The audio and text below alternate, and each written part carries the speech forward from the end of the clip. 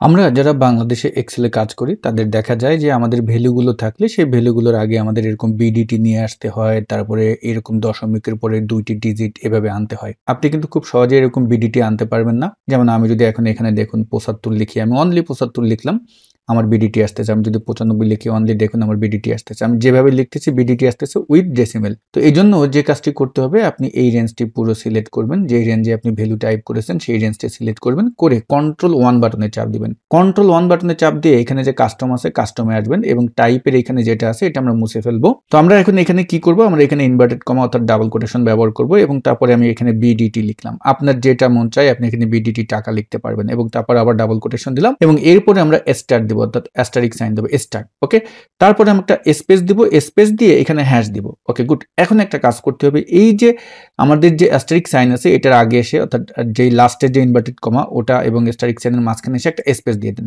Space দিয়ে দেন।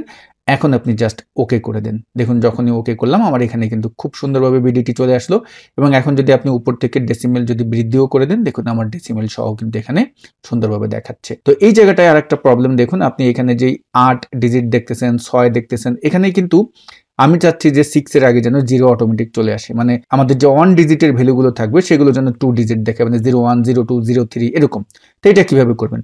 তো আমরা যেখানে এইটা অ্যাপ্লাই করেছিলাম সেই রেঞ্জটাই সিলেক্ট করলাম, কিবোর্ড থেকে কন্ট্রোল 1 বাটনে চাপ দিলাম এবং এই যে আমাদের বিডিটি যেখানে আসছে এখানে কিন্তু .00 আমরা দিইনি, এটা চলে এসছে কেন? কারণ আমরা ওই যে ডেসিমেল দিয়েছি এই জন্য। তো আমরা এটা একটু মুছে দিই, জাস্ট হ্যাশ পর্যন্ত রাখি এবং তারপরে আপনি যে কাজটি করবেন 2টা 0 দিবেন, 2টা 0 দিয়ে ডট এবং তারপরে আবার 2টা 0 দেন, দিয়ে এখন আপনি ওকে করে দেন।